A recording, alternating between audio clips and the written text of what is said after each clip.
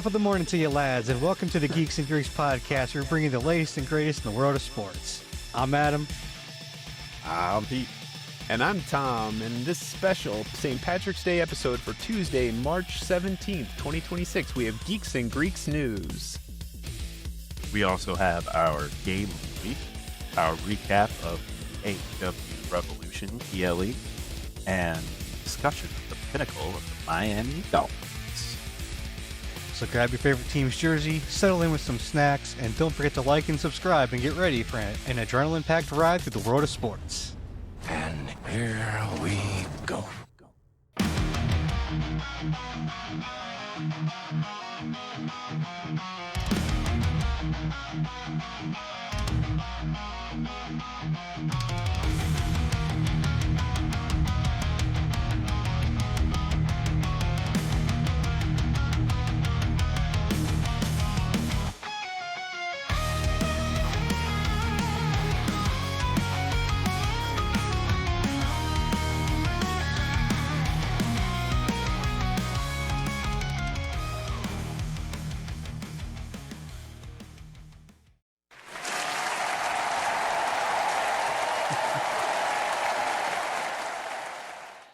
All right, guys, it is St. Patrick's Day, one of the most hallowed holidays in our lives.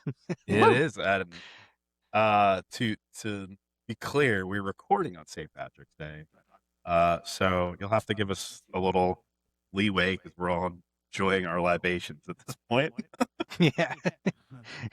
It's only Tuesday, but damn it, we earned it already.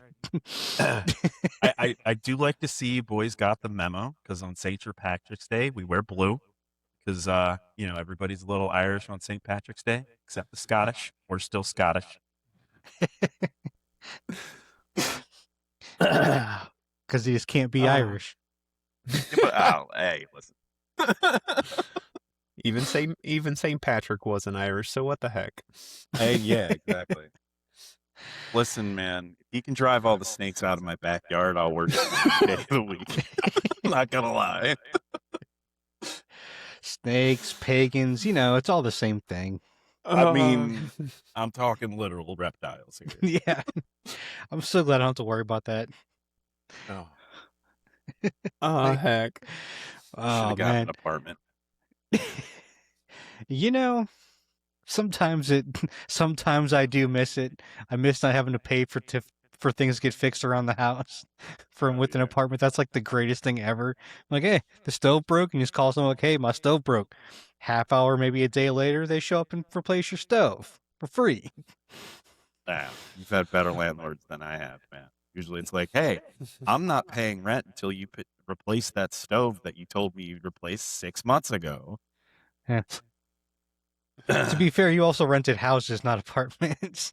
That is fair. Yeah, I'm a large individual. I need a large land to spread out. I mean, that's fair. I mean, although I've been looking at some things, there's some apartments around here that are bigger than houses. Yeah, like that's the crazy part. You're out in Indiana, though, man. You guys got nothing but space out there. You just go and build as big buildings as you want. Yeah, Fort Wayne's been continuously growing, man. It's gotten a lot bigger than it used to be too. Yeah, so it's more than just the Tower Bank in the middle of town and nothing else. Oh, the Holiday Inn. That's right. Yeah, Tower Bank and Holiday Inn. It was. And on the news of the expansion of the city, let's move on into the news of the week.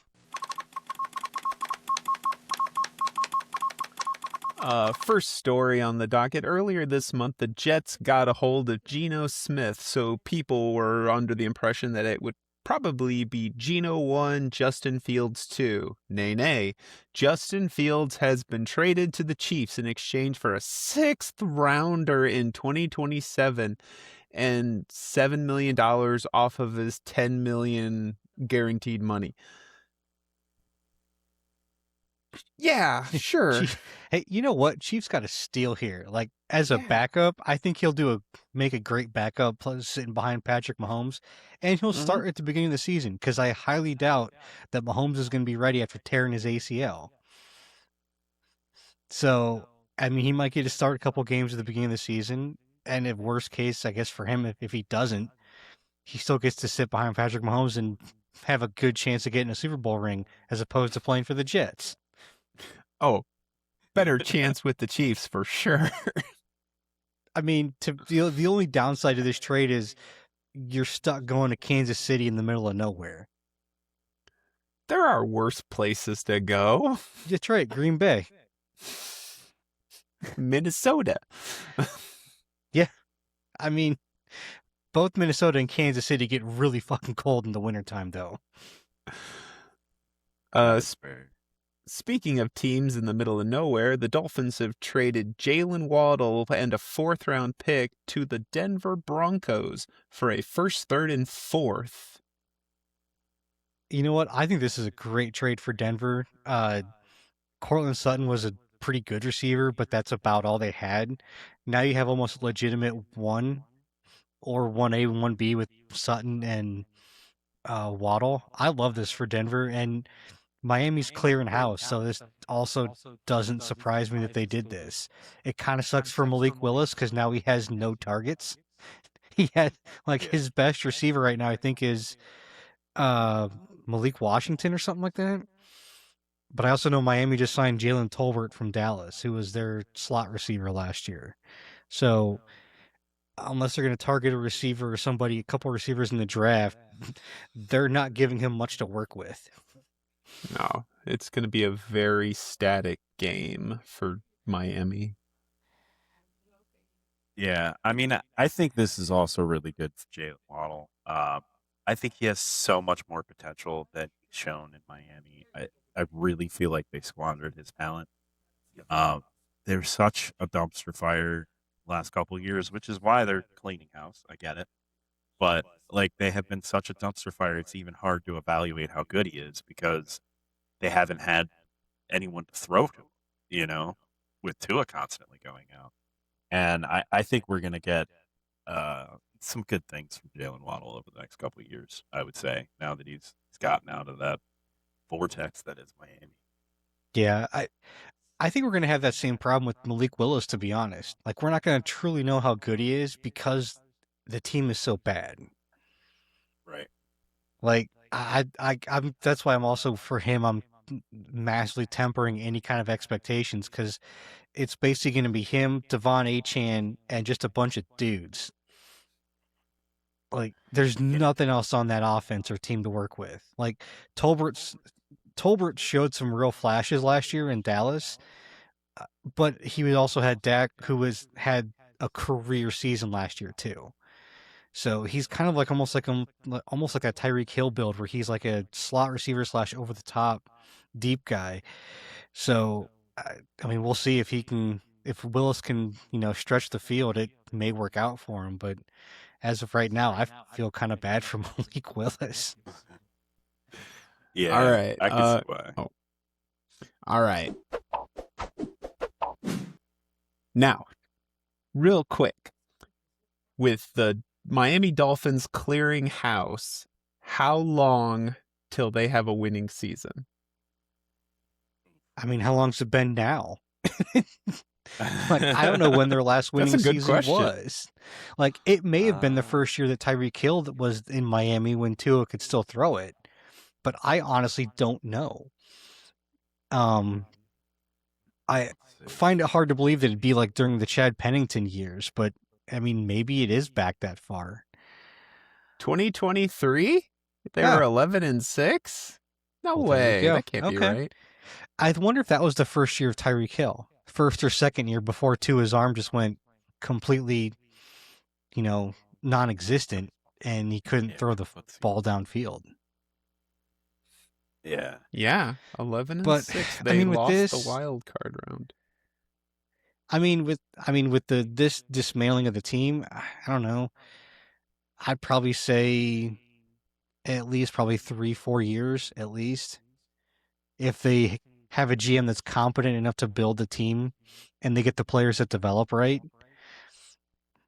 I mean, it kind of seems almost like the same thing Carolina did. I mean, they still haven't had a winning season, but they tore it down, and now we're seeing them get a lot better in the last couple of years because they've built everything back up.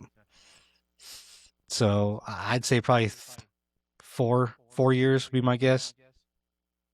You know, I actually disagree with you on this one. Looking at their record overall, and in reality, the last 2 years were bad, but those are their only two losing records in the last 6 years. So, like, they have 4 years back to back of winning records. I think they can turn it around a little bit quicker than that. They really are fire sailing everything, and they're in a tough division. But I wouldn't be shocked if it only takes them a year. If they have one bad year and then they come back strong in at this point 2027, I guess. Uh, And I have to admit it, for as much grief as we give the Dolphins, they were just 7-10 last year. It's not like they were the Jets with 3-14, something like that. I don't remember the Jets record, honestly. Yeah, I mean that's also fair too. I guess my biggest issue, the biggest, I guess, problem I could see with them having a winning season is that you have the Bills who are going to be a winning team, and you have the Patriots who are looking like they're going to be a winning team going forward. So with already two teams more than likely over 500 in the division, it's going to be real hard to get three. It's going to be like the NFC East in the early 2000s. It'll be a fucking nightmare. All right. Except we don't have to worry about the fourth team. Yeah. Moving on to our next story, I need to speak to our Canada fans. I'm going to need you to skip forward in this episode about 5 minutes. All right, and I will see you on the other side. Fuck Canada! All right, earlier this year, we got to see the U.S. Women's Olympic Hockey Team win over Canada, then the U.S. Men's Hockey Team win over Canada, then the World Baseball Classic Team USA win over Canada. Stay tuned for more on that in a minute. Finally, we get to see the U.S. Men's Paralympics sled hockey team win over Canada. All right.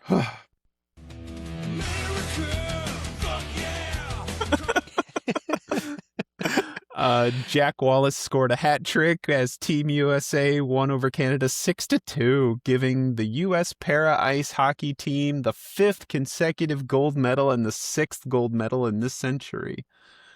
Way to go, guys. Yeah. I have often wondered, you think that the like injuries on the forearms are like terrible in that game? Paralympic sled hockey. Because like they got their whole arms down there under the skates and stuff. Like, it scares me. Hope you're not used to having a wrist and being able to move it. See, Right? I'd be more scared of lopping off a finger. Yeah, that Right? too. Yeah. I assume they also wear gloves. And if Well, they're anything yeah, like the I- regular hockey gloves, I'm those things sure. are thick as hell. Oh, that's true. I didn't think about that.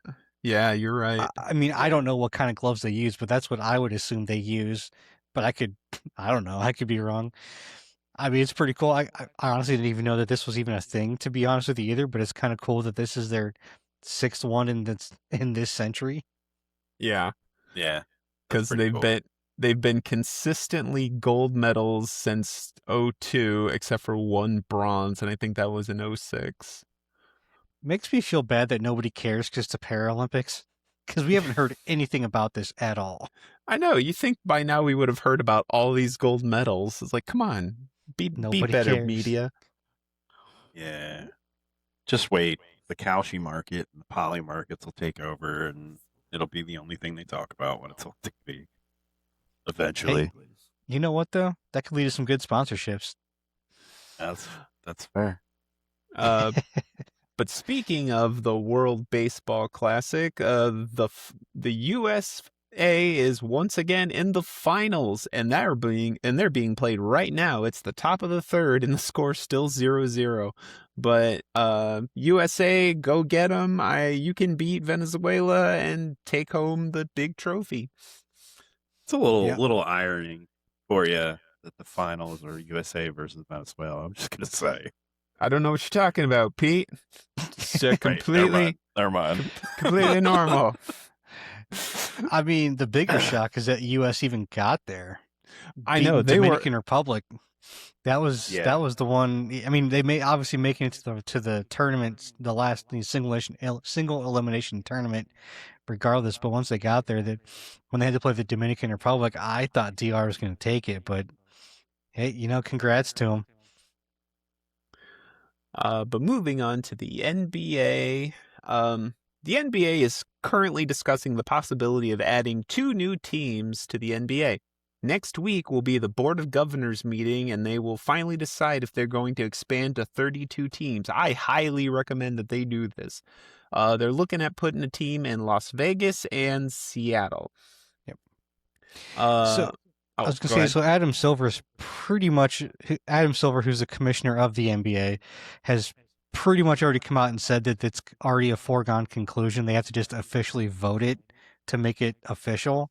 But it's a 99% chance we're going to be getting 2 expansion teams that should start play within, I think, 2028, so 2 seasons. So next season, then one. So we have this next season, and then they'll come into existence in the following off season. Yeah. And they've already announced the ownership group for the Las Vegas team.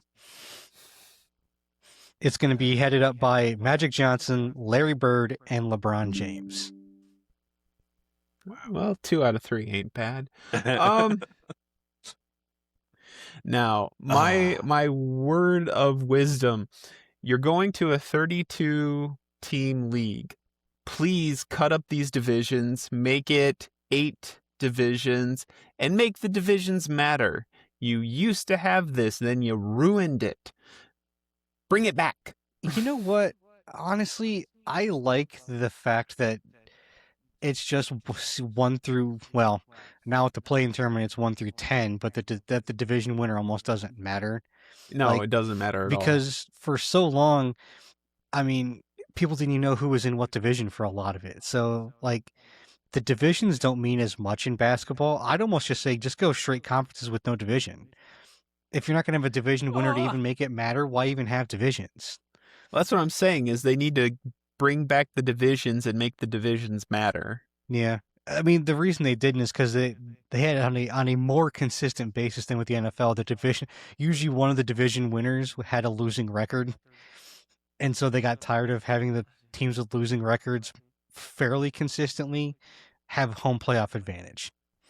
Because unlike football, where it's just one and done, you have an entire series now in basketball, which is kind of why they also went away from division winners getting automatic 1, 2, and 3. All right. Yeah, you have a good point. That is kind of a bad look. So, I mean, like I said, I think if they're going to do this, let's just skip the divisions and just do East-West with just straight conference. And also, 2 teams in the West are going to have to be moved to the East to even it out. Yeah, because they are far west, so they're gonna be pushing someone out. The 2 that are the most likely is Minnesota and Memphis because they're right on the line. Yeah, those are probably going to be the 2 that move over to the Eastern Conference, and then at least Minnesota will just ransack the Eastern Conference. So, but yeah, it's kind of cool to see Seattle get a team back. I miss Seattle. I would bet they're gonna bring back the Supersonics. To be honest, the cities wanted the team back. Yeah, ever I can since they see left. that. I can see that with Seattle being one of the cities. Yeah, Vegas will be interesting to see how they brand the team. I'll be curious to see what they do with it. Because you've already got the WNBA team in the Las Vegas, who are the Aces.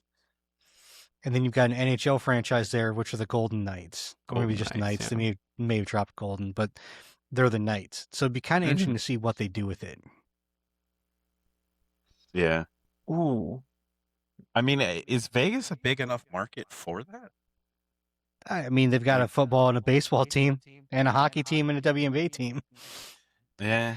I mean, Vegas is one of those things that I think it's more... I mean, you'll build a fan base there, but I think also, too, because people are always going to Vegas, you're always going to have people in Vegas. So it's one of it's the really only unique city in the country that can have a home team, but not really have a home fan base, possibly. Because people come in and out of there so much. The big thing I keep hearing about is people going to Vegas to watch their team play against the Vegas team. Yeah. They were worried about that with some of the other teams they brought in, but the biggest difference here is they're not moving an already existing team. This is a brand new team that has to build a fan base. Well, that's kind of what they did with the Golden Knight or the Knights. Yeah. They just popped up there. Yeah, and they built a fan base real quick because the first year they existed, they went to the Stanley Cup Finals. Yeah, because the way they built the team was, anyways, smart. I won't get into that.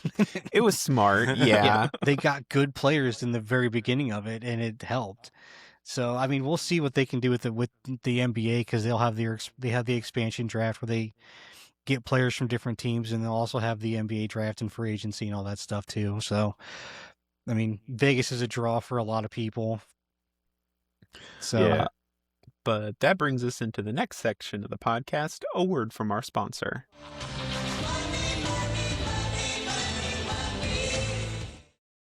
Hey guys, what's up? Before we continue our show, I want to talk to you about our new sponsor, Dubby. You ever feel like you need that extra oomph to power through those late night study sessions, clutch those game wins, or finish that epic video edit? I know I do, and I finally found something that actually works without the jitters or the dreaded crash. Let me introduce you to Dubby. That's right, guys, we're partnering with Dubby and we're seriously hyped.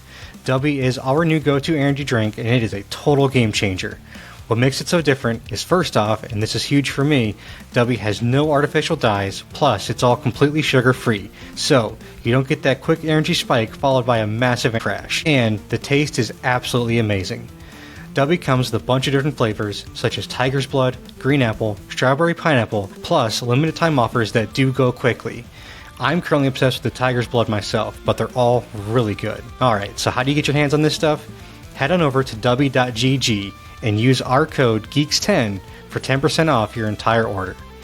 That's dubby.gg, dubby.gg. Seriously guys, go give it a try. You won't regret it. We love this product, and I'm sure you will too. It's definitely been a game changer for us, and I'm stoked to be sharing it with the rest of you. Now, let's go ahead and get back to our show. But that moves us into the game of the week. Except I shut off. Here comes a new challenger.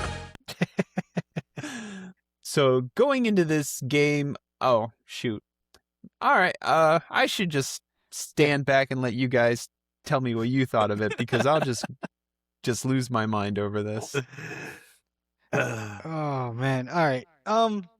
I enjoyed watching this, going back and watching this this game. It was a lot of fun. Like, I had just a ton of fun with this, and like I was kind of laughing when it started because the very first play of the game was a kick return for a touchdown. And it's like, they're like, Devin even on the Hester. broadcast, they're like, all right, the one thing you probably shouldn't do is kick to Devin Hester. What'd they do? Kick to Devin Hester.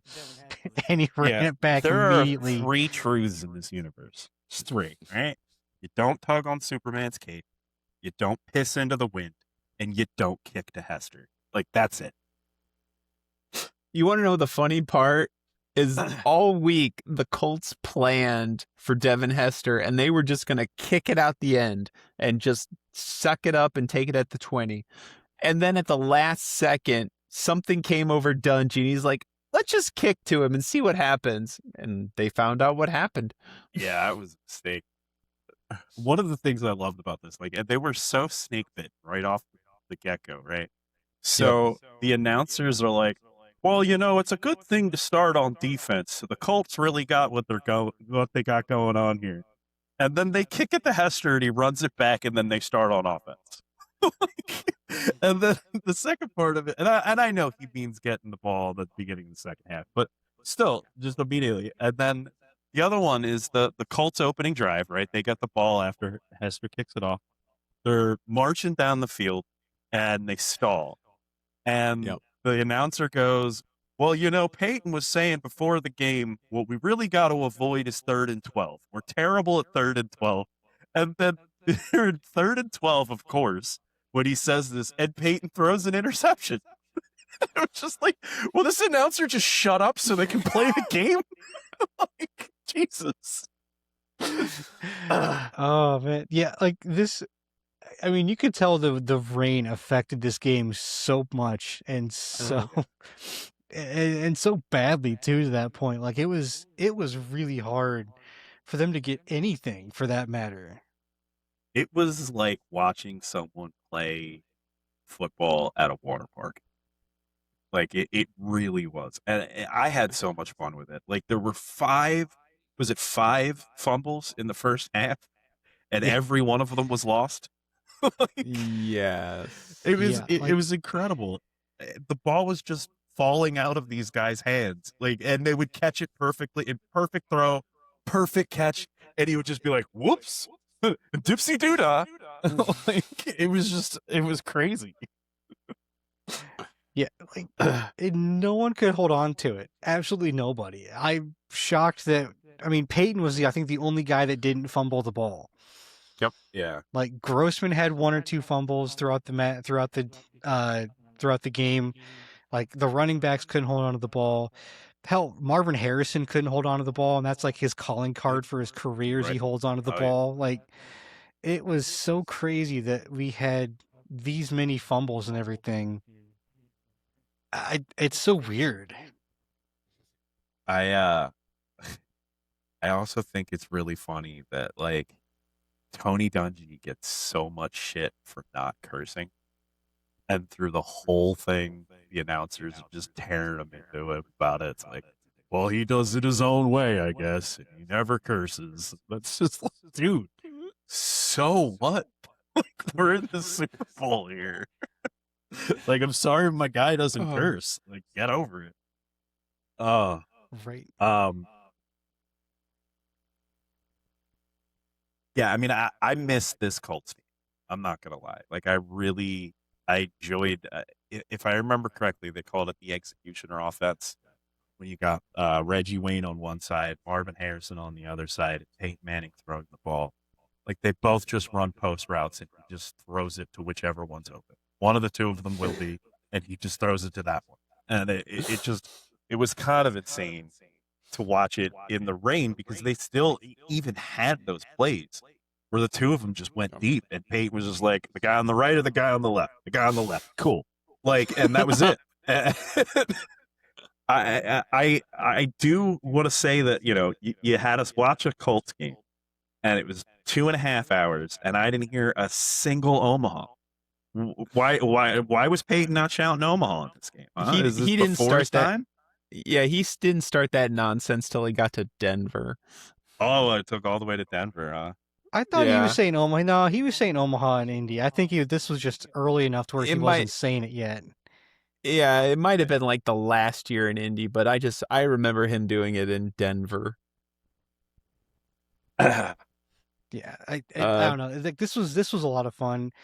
It was funny as they're introducing like the teams and everything and doing all this other stuff. Like seriously, for me, I'm like the Colts defense was just like, besides for Bob Sanders and Dwight Freeney and Mathis, it's just a bunch of dudes. Like I didn't remember Jeff Saturday.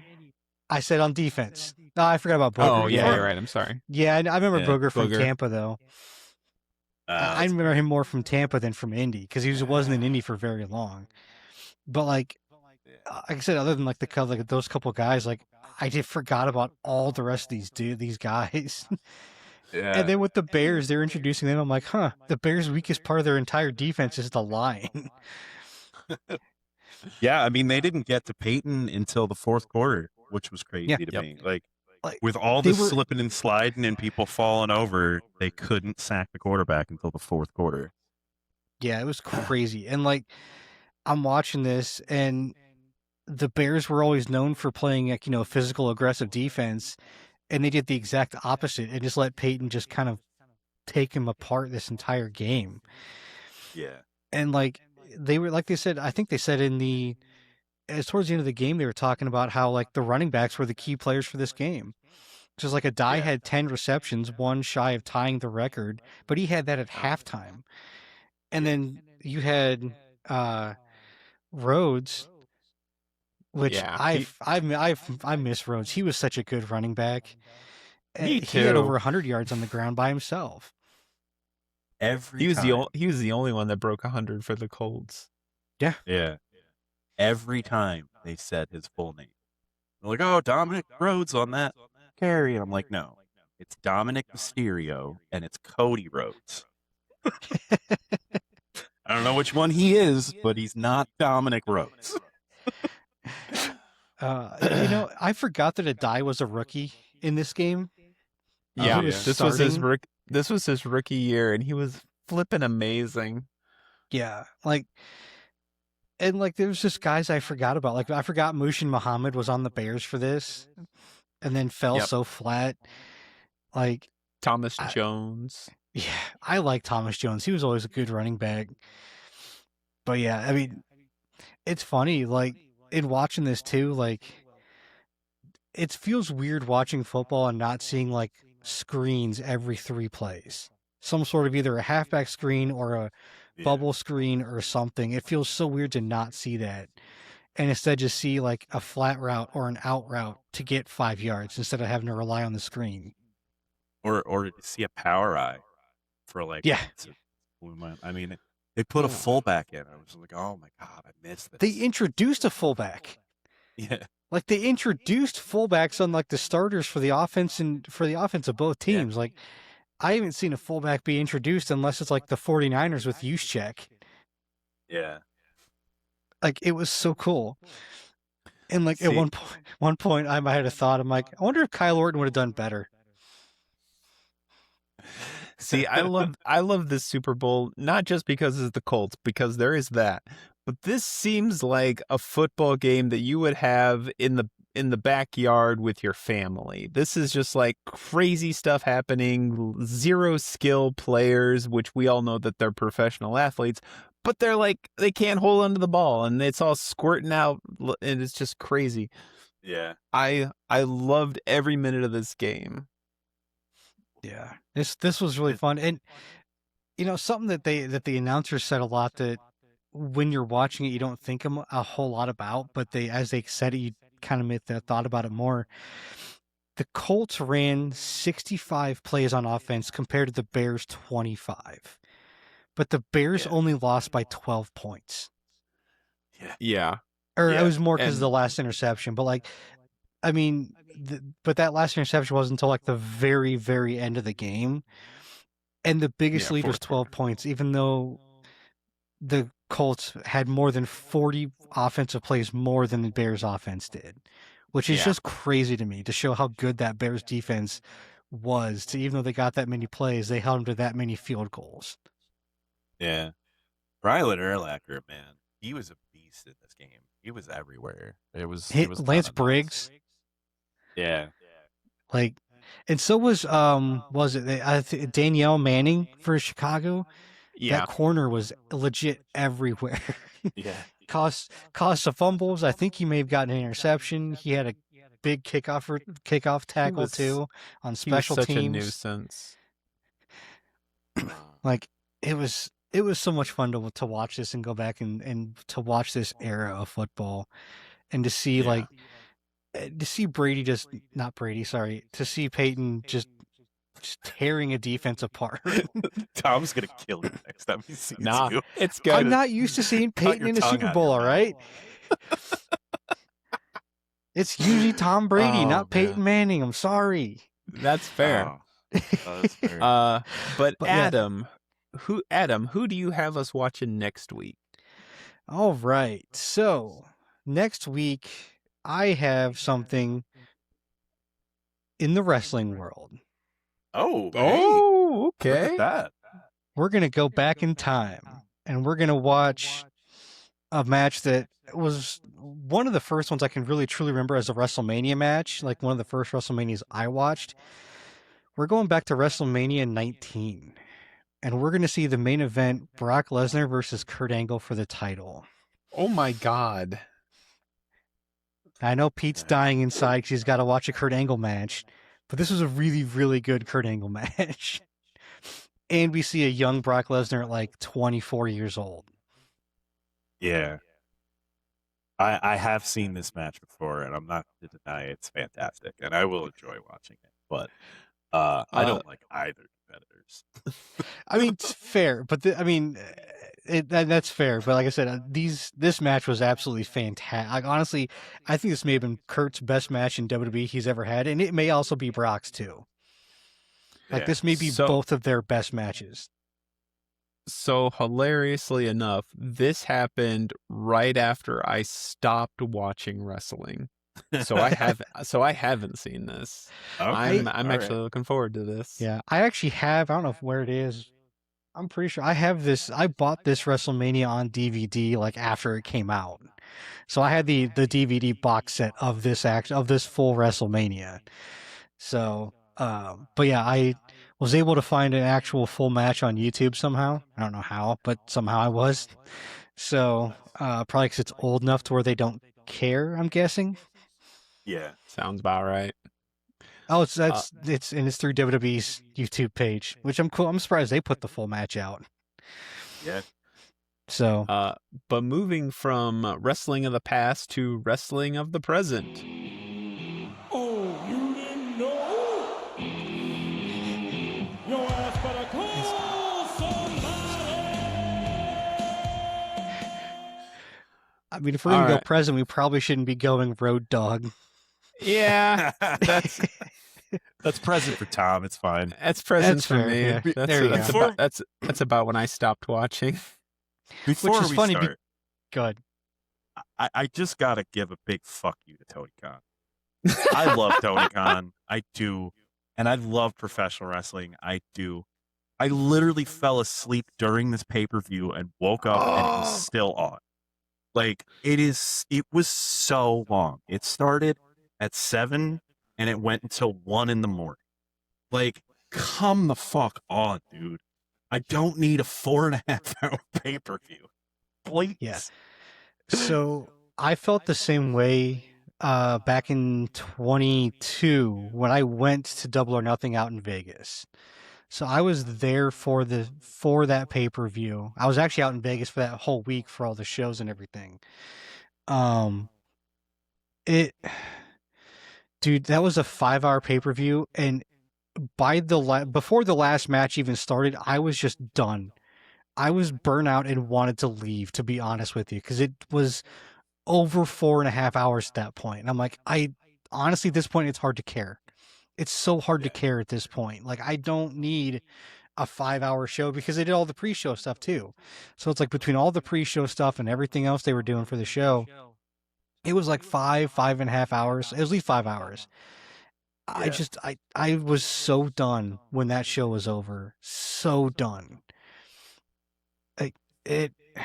It was hard, and it sucks because I only remember a couple matches that were on that card.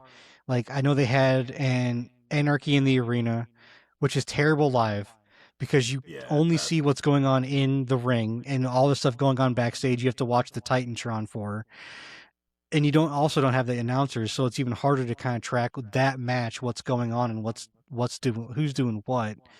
And then that was also like I think the blow off for the MJF Wardlow storyline one years ago, and like that was it. That's the only matches I remember from that entire card. I don't even remember who the main event was.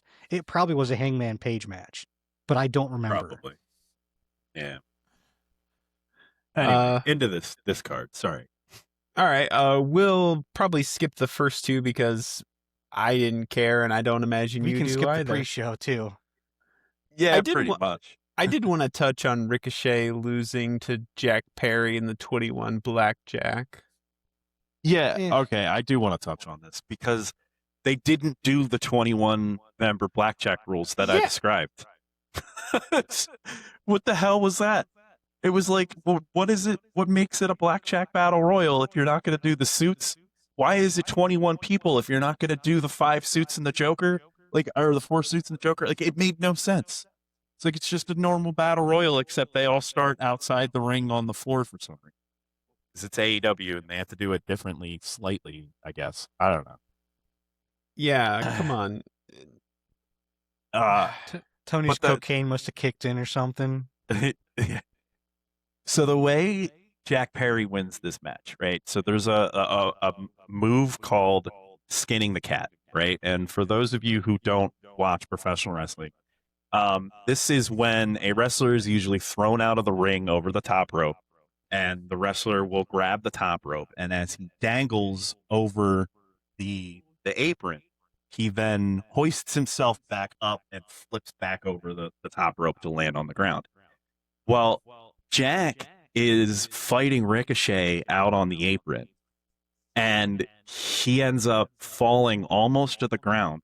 But instead of grabbing the rope, he grabs Ricochet's waist and he skins the cat using Ricochet instead of the rope. And then I think he Hurricane Ranas him off the top rope and somehow manages not to fall off. It was a very impressive elimination. Like, very impressive. I gotta give him that.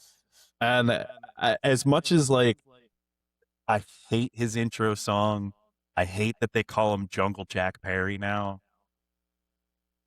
Yeah, you could do when better. This is a consolation prize belt for sure, but it's better than when they gave him the FTW belt for some stupid reason. Like, Getting into the main event, I'm gonna rapid fire these, and you just stop me when you want to talk about it. all right. FTR defeats the Young Bucks for the Thank God. tag team match. Yeah, we kind of saw that coming. Timeless Tony Storm defeats Marina Shafir. Yep. Yep. So And- I don't want to talk about. I don't have as much to talk about the actual match. My issue with this is when after this was over, they brought Ronda Rousey out, who's now apparently in AEW. No. She's No, promoting her fight. She's visiting. Yeah, because she's got a fight against Holly Holm, right? She just did No, the No, weigh-in. Gina Carano. Carano. It's in Sure. like a month and a half, I think. There's no way they're going to risk her getting injured. How old is she? 45? What, she got like 3 kids now? Like, there's no way they're going to risk her getting injured. They And risk people getting injured all the time in AEW. Have you not watched a show? I'm not talking about it. I'm not talking about the AEW. I'm talking about the promotion that's putting on her fight. Her actual fight. Ronda Rousey will be 40 years old next February. Well, you There don't you think go. Jake Paul will take that risk? Because he's the promoter for that fight. Oh, shit. It's Jake Paul. Yeah, he maybe. he started promoting fights when he realized he could actually get hurt. Yeah. Also realize he can make just as much money as the fighters. Moving on Probably to more. John Moxley defeating Kanasuke. Kinesuke Just Takashita. Takeshita's fine. Yeah, sure, that one. What the fuck is a technical submission? He passed out. Oh, He didn't I actually guess submit. He just won That- by submission. okay. Ish, yeah. I mean, referee stoppage, if you will. I don't know. I mean, this match was great. Takeshita should have won it, in my opinion. I think Mox winning Takeshita over in the end was pretty cool. So after the match, Mox went for a handshake. Takeshita, being a heel and in the Don Callis family, snubbed him, almost got out of the ring, changed his mind, went back, shook Mox's hand, then bowed to him. It's fine, I guess. I mean, I think Takeshita probably should have won this match because he's a better wrestler than Mox is, and yes, it kind of would have made Mox a transitional champion from Okada to Takeshita. But, like, we're building this Takeshita is going to break up the Don Callis family story arc, and then we just stopped it at the end of the Continental Classic, and this was where you bring it back. And it's like, Okada and Takeshita can't be in the same room as each other right now. And Don Callis isn't coming out with either one of them during this pay-per-view. So I think that it signs that they're going to continue this, they're going to break up storyline. But I think, I don't know, Tony Khan tends to listen to the internet a little too much. And he's probably hearing everyone being like, oh, Tony Khan can't long-term book. So he decided to just pause the fucking story for 3 months. And now we're going to bring it back, maybe? I don't know. But he needs to pull the goddamn trigger on the Don Callis family, falling apart. There's 25 wrestlers in that faction. It literally is the Don Callis family versus a bunch of guys in AEW these days. And So really, They all have he to did break is he up. recreated NWO. I mean, I don't know if I would say he recreated the NWO. He does have wrestlers that he got for specialty reasons. So he has his luchadors that he puts them together, and he has, Pro Takata, and he has Pro Nishida, and then brings in Mark Davis when they need a trios guy. I think he's he feels more of an architect to me than not Briscoe, Bischoff did back in the NWO days, where he just kind of felt like these guys are all cool, so we'll all be cool together. With Whereas Don Callis is more calculated, I guess, but Yeah, I he mean, needs a the woman big, on his team, and his team the, needs a split. yeah, the biggest problem I have with this whole thing is it makes us. They're trying to tell us that Don Callis is smart, and I just don't buy it. Yeah, I agree with that. I mean, he keeps hinting that he's going to do a work stoppage. And I think that the Don Callis family on strike storyline would be pretty good, but I think they should have already done it because they need to pull the trigger on Okada and Takeshita. Like, I can't take the tension anymore. They have to fight. Yeah. Like Drive me nuts. he feels to me like the bad guy that lucks his way into actually doing something more than actually doing it because it went the way he planned. Yeah, Like the that's plan fair. failed, but somehow it still actually worked. Yeah. It's almost like Gru from the Minions.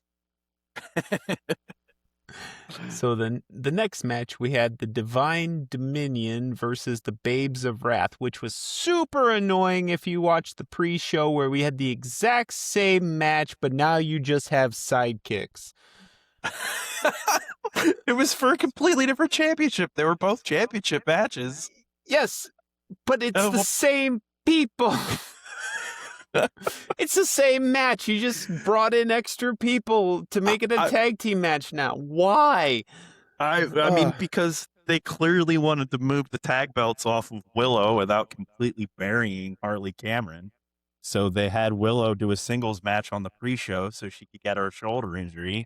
So her shoulder injury could be the reason they dropped the tag belts. I mean, See, to me, that's bad booking because the easier way to do that is have her get a shoulder injury on Collision or Rampage right before the pay-per-view. yeah, but then she would have to sell that shoulder injury for more than just one episode. And since she's the TBS champion, now she's an injured champion, which then brings in No, a you just completely different story. you have the injury happen the show before the pay-per-view. So you basically you don't sell it for more. You have an injury, you mention it at the beginning of the pay-per-view, and then you have the match, and then you don't have to have her in 2 matches in one night. Yeah, but this is Tony Khan. He was born a billionaire, and they're not people. They're the action figures he plays with. And if he wants to use one of them twice in one night, he'll do it, damn it. I mean, that's true. I just think he picked a really odd one to use more than once in the show. I love me some Willow Nightingale. You No, don't I'm love not Willow saying. Nightingale? Hey, I'm not saying she's No. bad. I'm saying if you're No, I going to pick don't. somebody on this roster to use twice, she's not the first choice. I would have gone That's all I'm Harley saying. Cameron on the second one rather than Willow, but oh well. Then we move on to Swerve Strickland defeating Brody King. Yeah, this happened. Moving on. Match shouldn't have been on this card. No. Tekla. Tekla. I'm sorry, I keep pronouncing the H. Tekla defeats Chris Statlander. Yeah, I called it. So, moving on. I mean, you did. I wonder if Statlander got hurt again in the match. Yeah. Because it wouldn't surprise me. She's It been was a back good for too match. long. So accident I'm not saying it was a prone. bad match. I liked No, the match. it was a good match. I like Statlander. I don't see her really getting a title anymore because she's hurt all the goddamn time. Her joints are made of glass. I'll say it. Her joints are made of glass. It's because she's an alien from the Andromeda Galaxy where they make joints out of glass. It's fine. Don't worry about it, all right? Her tendons Like are just like those. Good. I was just going to say the main problem with Statlander is when they were forming AEW, Kenny Omega said that he wanted to create the best women's division in North America. And Vince McMahon took that as a challenge, and he hired just about every single woman he could to an exclusive contract. He bought NXT UK. He attempted to buy Stardom Wrestling over in Japan just to specifically stop from Kenny Omega from having the best women's division. And so they had to pluck a lot of wrestlers from obscurity.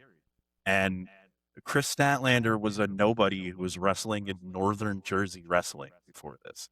And then she went from that to being on TV. And like, I know it's been 7 years, but she's developed into probably one of the best wrestlers on the planet, except she's done it in front of us having these crazy matches where she gets injured all the time. Like, I'm not too mad about it because she really didn't have enough time to develop before she was thrust into television. And I think that's more of the reason for her injuries. And that's why we don't see Britt Baker on TV, you know? And yeah, I'm not sure why we don't see Nyla Rose, but I bet it's probably somewhere along the lines is why we don't see Nyla Rose on TV, because these girls were the founding women's division and they were thrown into TV at such a quick rate from these obscure indie shows where they never actually had to work before, and they got injured. I don't know. I still have a lot of hope for Statlander's career in the future. I is mean, what I'm getting at. if you believe what Baker's been saying, Britt Baker's been saying on like Twitter and stuff, she wants to wrestle again, but Tony just won't book her. If you believe what she's saying. Yeah, which is weird because like 6 weeks ago she just renewed her contract for another like 3 years. Which So is it's just like- which also seems weird. Yeah, like which is it? I mean, maybe she wants to be a practicing dentist, but like remain an all elite employee. I don't know. I mean, in that regard, I've heard she's actually decreased like all that stuff, and she's like taking more of a backseat and wants to come back and be in the ring again and actually wrestle again. But again, that's That'd if be you cool. believe what they put on the internet. I mean, who knows what's Right. true? Right. Like, I mean, there's people on this that aren't on this card that it's like, I wish we could have seen. Like, honestly, I would have much rather have seen a Mercedes Monet match instead of a second Willow match. I mean, let's be fair here. Yes. I mean, that's fine, but you have to remember that Mercedes Moné is in the middle of her humbling tour, right? Because she won the 12 belts. She went for the 13th. She couldn't get the 13th. And she's been one by one losing all of the 12 belts. And unlike Ultimo Dragon, who won 3 belts, not 10, she's got to lose them individually as well because they're all on different promotions. And she didn't win 1 belt that was worth 7 belts the way Ultimo Dragon did. So, I mean, I can forgive them for not having. I mean, Monet. to be fair If though, this was the belts she did win combined equal like 3, because they're all a bunch of indie belts that nobody's ever heard of. Okay, yeah, and how many of No the one junior cares. heavyweights that Ultimo Dragon won have you ever heard of? At that point, they were worth more so than the random No. indie belts were. More than Rev Pro World Championship or New Japan World Championship? I don't agree. She wasn't a New Japan champion. Yes, she was. She was like a New Japan- GCW champion that nobody cares about. GCW Or is like- the governing body of New Japan. It's like SmackDown and WWE. GCW, where Joey Janela's wrestling. Oh, I'm thinking of IWGP. Yeah. GCW's Great Lakes Championship? No, it's GLCW. GCW is, I think, something combat wrestling. Yeah. Because it's where But no, she Janela, Joey... was. I mean, I'm just using an example. Like, obviously, you know Yeah. what I mean. I mean, both were kind of ridiculous to a point because a lot of the titles didn't mean anything. And it's cool that they were able to do it, but I also don't think it in the case of both of them, it didn't do a lot for either belt runs because they didn't do a lot with him. They were just a talking point. But I don't think anyone ever really went and checked any of the stuff out either. That wasn't already Yeah. going to. I mean, I think Ultima Monet was amazing what she did. Like the different ways she displayed her belts. When she had like the big like table that was a $, and she had all 12 belts laid out. Or like when she would have just like the rows of hunky men and all of them would be holding up one of her belts. And then she did the one where she had them all hanging from the ropes around the ring like they were laundry. I mean, I think she did a lot of good things with her belts. Well, I guess what I mean by they didn't do much for the belts is like it's not going to help the promotions out because I don't think people are actually going to go check them out that wouldn't have already done so. That's Like, fair. granted, how you presented them was cool, yes, but does it actually mean anything for the promotion itself and the belt to actually bring some um like eyes on it? Probably not in the long run, to be honest. It's cool Yeah, because but you'll get some you'll get some ticket boost and some extra sales when she does have a match on the show at your card if she does. But outside of that, it doesn't really do much of anything. yeah, and I think those ticket sales are probably why you do it. I mean, especially for like the GCW championship. Like obviously Rev Pro and New Japan doesn't actually need her to Right. do They were that. going to sell it But anyway. right, yeah, but she'll definitely sell out a house for GCW or whatever. Yeah. Or, And like you said, Jersey Pro or some other like yeah, random obscure indie match, indie promotion. So, right. And maybe it won't bring eyes to that, but it really did it set history. It set precedent. Like two of those belts were fake. So like she only actually had 10. I'm gonna say that Queen of Wrestling was not a real belt that was defended, and the Owen Hart tournament is a cup, not a belt. I don't know why they give you both. yeah. But at the same time, it really did. I think it changed. It changed wrestling history because she broke Ultimo Dragon's record, and like that's the big thing. Like that's the Jeopardy question. She became the highest paid women's wrestler in history. And then from there went on to break Ultimo Dragon's record for belt titles. Like I can't argue with the results of that, even if the belts meant very little. Moving on to the next match, Mystico and Jet Speed beats the Don Callis family. I am so tired of trios. Can we just go back to duos? I was a little bit happy about this because I finally got to showcase the actual meaning of a transitional champion. Because Jet Speed was trios champion with Hangman, but they wanted to get the belt off of Hangman, so they put it on the Don Callis family, and then broke up Jet Set Rodeo, and then Jet Speed went and teamed with Mystico, and then won the belt right back. I don't think there was a single title defense in between those times, and if there was, it was one, and it was on TV, and it was against a bunch of jobbers. It wasn't against anybody. It was good. And it was like every time I was like, oh, so it's just going to be a transitional champion if this happens. I'm like, now you've seen it. This is actually what one looks like, and it's awful. But the match was fine. I mean, Protocata's insane. Mark Davis he had this one sequence with a bunch of pile drivers that it's like, I don't know how a big man like that can move that way. And it was very impressive. So the match itself, I think, was pretty good. I don't really care about these belts. I wish this division doesn't need titles. This match did not need to be on a PLA. Period. Yeah.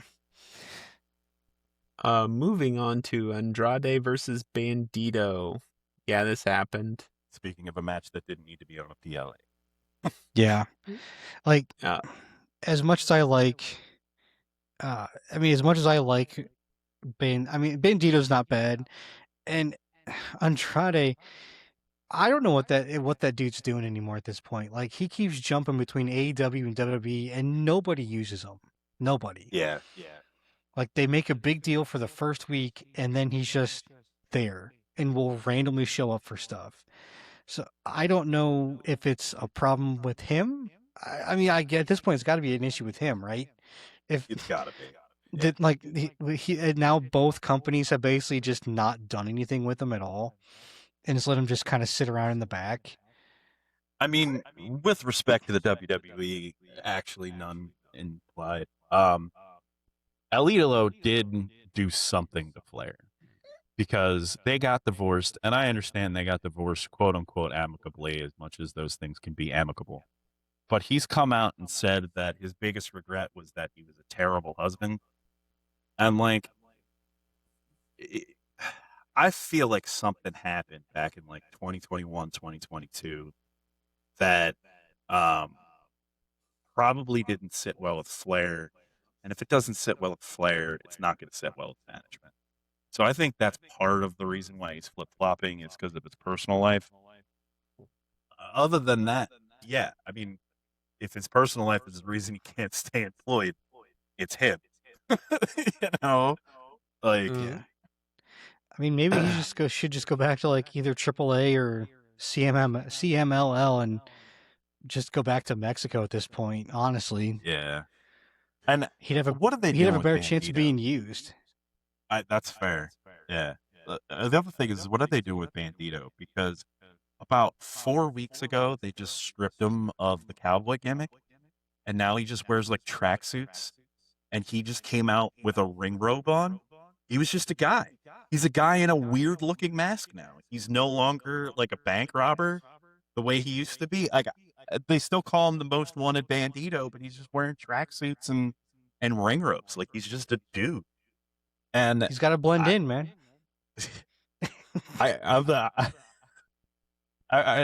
Casey said it the best when they were like, they WWE'd him. Like, they stripped everything that was cool away from him away. And it's just like, go continue to be captivating, please. We're going to take all of your charisma. Yeah, I mean, part of me with AEW though, part of me wonders if this is his idea because I feel like they let the guys and the wrestlers and women do a lot more with their character stuff than WWE does. Maybe he just wanted to try something different, and then it's not working. He just wanted to be a dude. Maybe. Like, I mean, because after a while, the same gimmick's going to get old no matter who you are. I mean, they had to change The Undertaker. I mean, they changed him from the Dead Man to the American Badass, and they changed his persona. I mean, they eventually changed him back, but they changed the gimmick. He didn't come out in like the in like the goth style and all that stuff, and like the church organs and all this kind of stuff. Like he came out to Limp Bizkit riding a motorcycle. yeah. So I mean, they changed it up. He changed it up because after a while, you have to change something. You can't just keep doing the same thing all the time.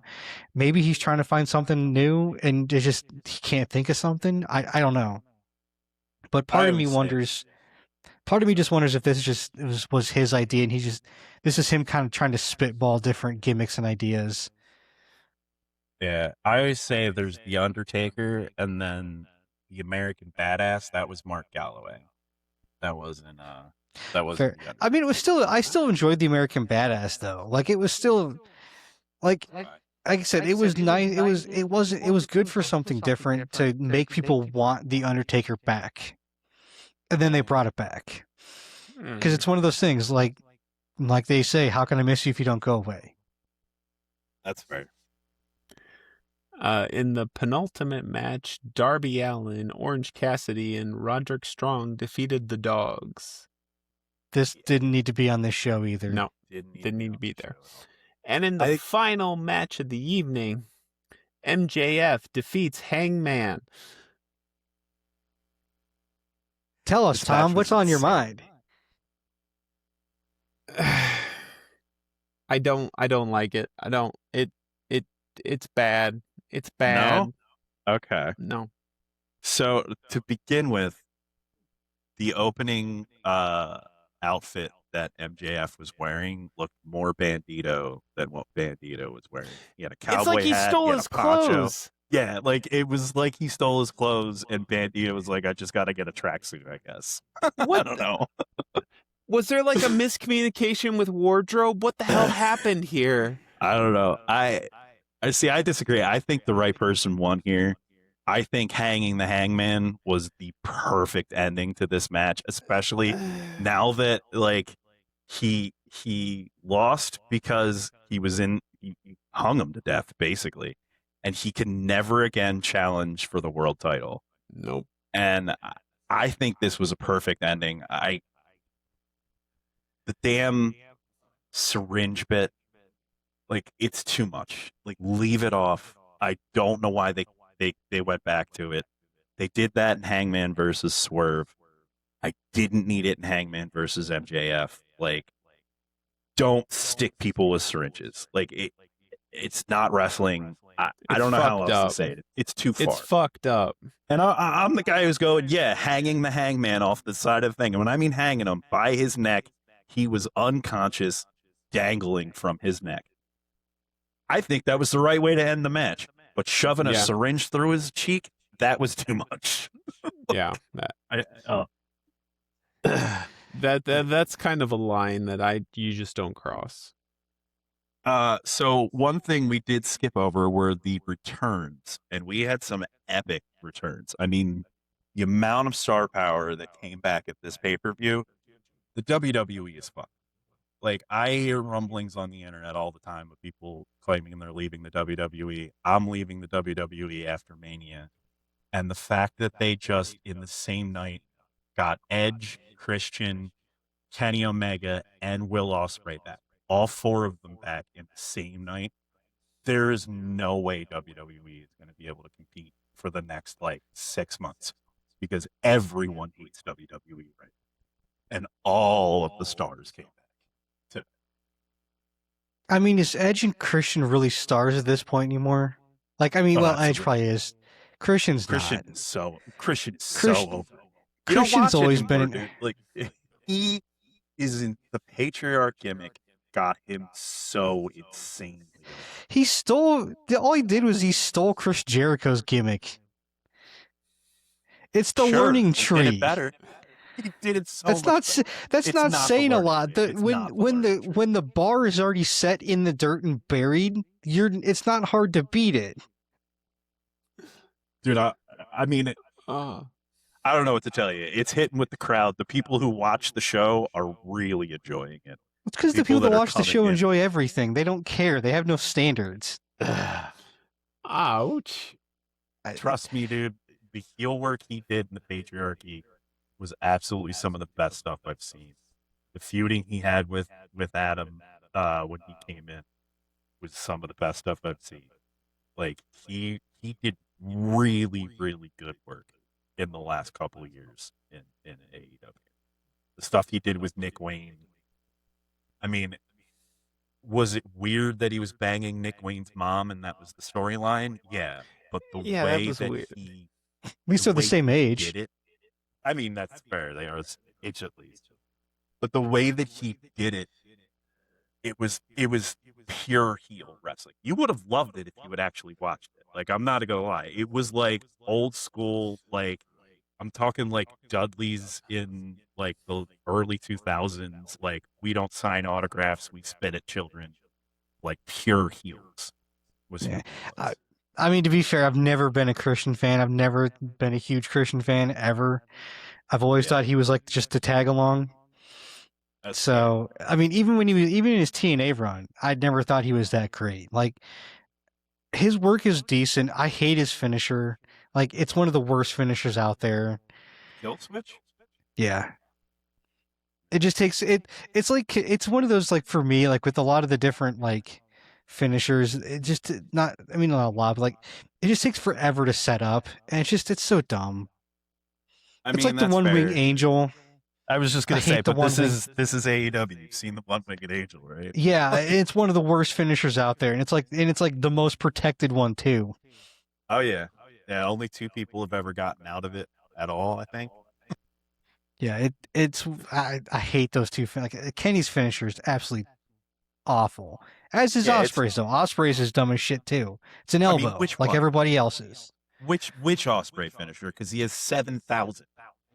None of them finish a match, so none of them are actually finishers. I mean, the Tiger Driver finishes a match, and doesn't he have a back elbow, like a flying back elbow that he does when they're on the ground? The hidden blade, yeah. It's not an elbow though. I think it's a chop. The hidden blade. Either way, it's still dumb. It's a chop to the back of the neck, dude. That's lights out. So what? It's a chop to the back of the neck. A full. All right. You know what? We're just arguing at this point. It's like we're back in our old show. I know. So that moves us into the last segment of the podcast, the Pinnacle, where we examine a specific team of the NFL and speculate on the best player of each skill position. This week, we're examining there it goes, the Miami Dolphins. Adam, who stands out as the best Dolphins quarterback in your opinion? I mean, there's only one option here. It's Dan Marino. Like, there's not even any other option that's close. Dude played for 17 years in Miami, one-time MVP, six-time All-Pro, three-time first team, three-time second team, nine-time Pro Bowler, a one-time Player of the Year. He was third in MVP voting in his rookie season after only playing 11 games. Came in second for Rookie of the Year that same year to Eric Dickerson, who was second in MVP voting.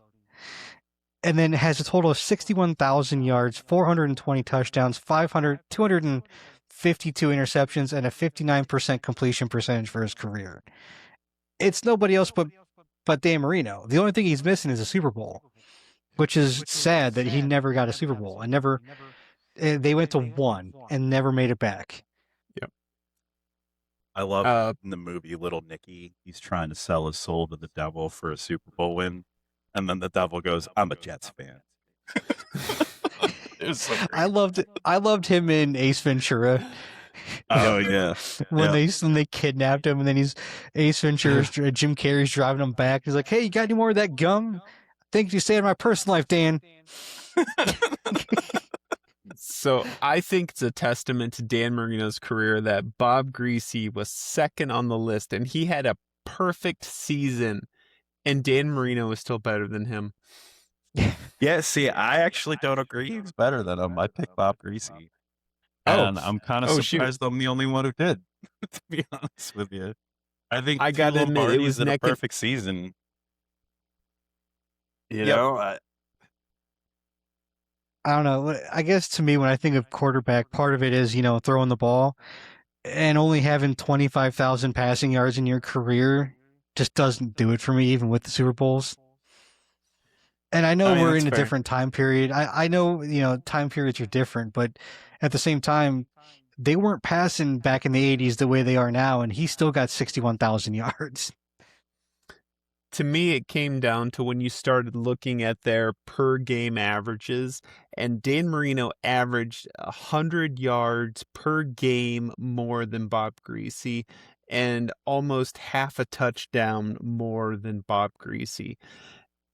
But Dan Marino just got done dirty. He should have had like one or two Super Bowls, but yeah, it's that damn Troy Aikman ruined it for him. No, he didn't. That'd be Joe Montana when he played him in the Super Bowl. Oh, yeah, that too. But yeah, I mean, also to me, Bob Greasy had 192 touchdowns and 172 interceptions. To me, that doesn't scream good quarterback. But perfect season. He had a perfect season. Yeah, he also had the leading rusher in the franchise on his team, too. Oh, that's true, too. Moving on to running backs. Pete, who did you have as the pinnacle of Dolphins running backs? Yeah, so I was a little torn on this one. I ended up going with Ricky Williams. His first year on the team, he got 1,800 yards. He got 16 touchdowns. He didn't have a lot of accolades. He had a lot of off-the-field antics. He took 2 years off because of that. If I'm not mistaken, he was a big pot smoker. I think he actually sells weed now. He's got like his own weed strand. And I think I remember a quote of him saying when he retired, "I would rather smoke marijuana than play another game of football in my life." That is exactly what he said.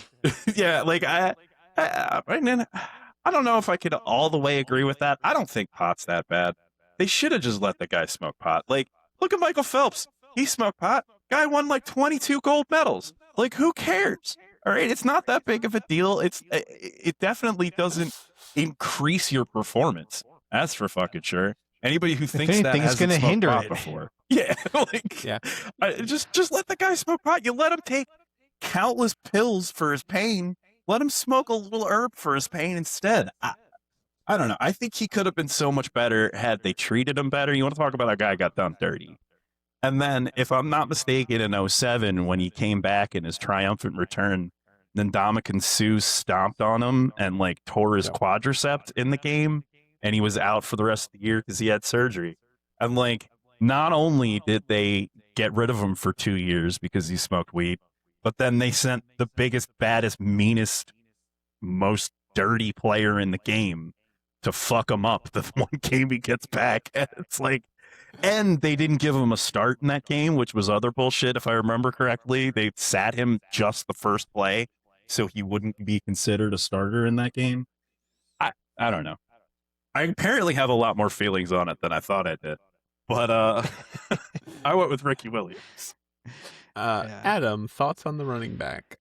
I also went with Ricky Williams. I was kind of surprised. I thought I was going to be the only one, but yeah, you're right. I mean, in 2004 he retired, and then 2006 he had a year-long suspension. So they were 2 separate years. So he even played for a year in between it. Yeah. And he still was the second leading rusher in playing 6 of the 8 years he was there. Like, that's the crazy part. Like, I mean, I liked Ricky Williams. Like, he was really, really good coming out of college, and it was funny because if I don't know how many of you remember this, but when he was the draft he was in, Mike Ditka decided to trade all of New Orleans draft picks that draft to go get Ricky Williams specifically, and that's the only player they drafted that season. It was so stupid. He traded every single pick to move up to go get Ricky Williams. And he was only there for like 2 years, maybe 3. Okay, I likewise picked Ricky Williams. Quick shout out to Larry Zonka, who is technically a fullback, but you... Yep. Anyways, Adam, what are your thoughts on the Dolphins wide receivers? So this one was kind of a toss-up. Yes. But I ended up going with Mark Clayton. And the reason being is that while him and the honorable mention guy that I had was Mark Duper, they both played the exact same, basically the same time frame in Miami. But Clayton was just the bigger target because while they had similar yards, it was 8,869 for Duper and 8,643 for Clayton. Clayton had 81 touchdowns as opposed to 59 for Duper. Like he had almost, like he not double, but he had 30 more touchdowns than him almost. Like it was crazy. Even their catch percentages were almost identical. 52.2 to 52.5. Like both these guys were really good, but Clayton was just the end zone, the red zone, and I think the more of the deep ball threat, honestly. He stretched the field and Duper was that possession receiver. It's kind of like Marvin Harrison and Reggie Wayne. But yeah, this was tough. But yeah, Clayton also was a 1-time All-Pro and a 5-time Pro Bowler, whereas Duper just had some Pro Bowl appearances. But both were really good, and there wasn't honestly a whole lot after this. There really wasn't. Yeah. I was going to say, when I was looking through this list, the first names that I knew were Jaylen Waddle and Tyreek Hill. I didn't know anybody else's name. I am painfully unaware of the Miami Dolphins, as I was realizing this. But I also went with Mark Clayton. Despite his cool nickname, Mark Super Duper, he did have mostly the lower stats out of this.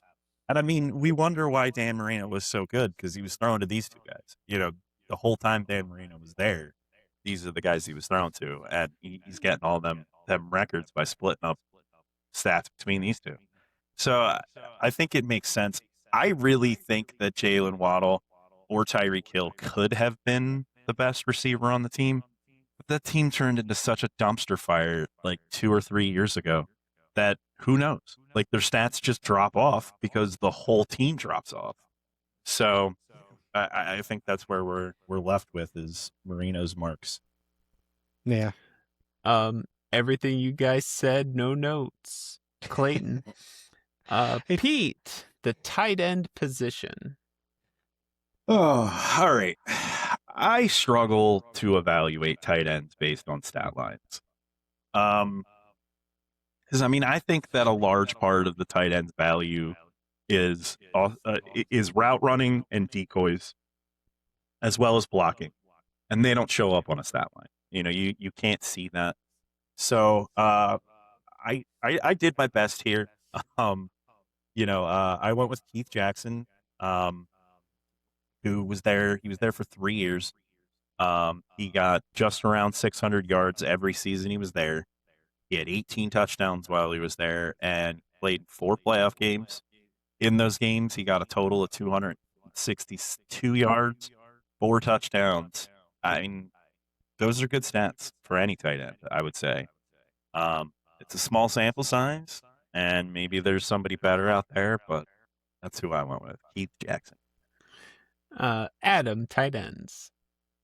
So I actually went with Randy McMichael, who is the leading yardage for tight ends.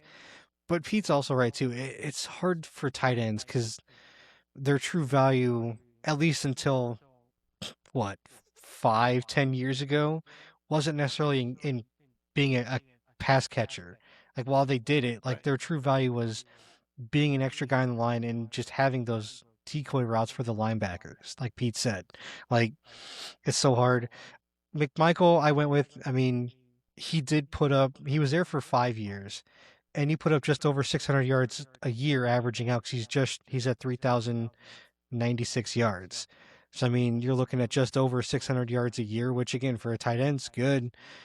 And his catch rate was also high, too. I mean, he caught 60% of the passes he had, which for a tight end is pretty good. So, I mean, not only is he able to get yardage off it, you're more guaranteed he's going to make a catch. I mean, he had a better catch rate than some of the top end receivers that they had. So, I mean, I kind of had to give it to him in that regard. So I went between Keith Jackson, Randy McMichael, and Bruce Hardy, and I eventually landed on Randy McMichael because in 5 seasons, he was able to clinch a spot in the top 20 all-time Dolphin receiving yards. And that is over all players. He holds the tight end record by a fucking mile. So I had to give it to Randy McMichael. 400 yards. Moving on to kicker, I'm going to take this one, and I'm going to say Ray Finkel is with his half season in the Dolphins no. Laces out. I'm going to say Jason Sanders, who retired from the Dolphins at the end of just 2024. That recent is what we're looking at as the best Dolphins kicker, in my humble opinion.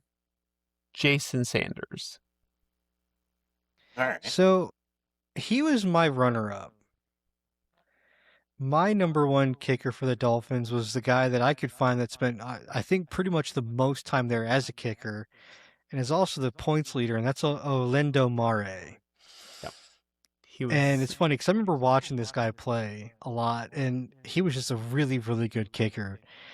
I mean, yeah, Sanders had a better field goal percentage and accuracy than him by a bit, because Mare was sitting at about 81%, whereas Sanders was sitting at about 84.6. So, I mean, he was a bit more accurate, but at the same time, I got to give it credit to the kicker that both made an all-pro team, first team, but Mare had the Pro Bowl. I mean, kickers making the Pro Bowl, man.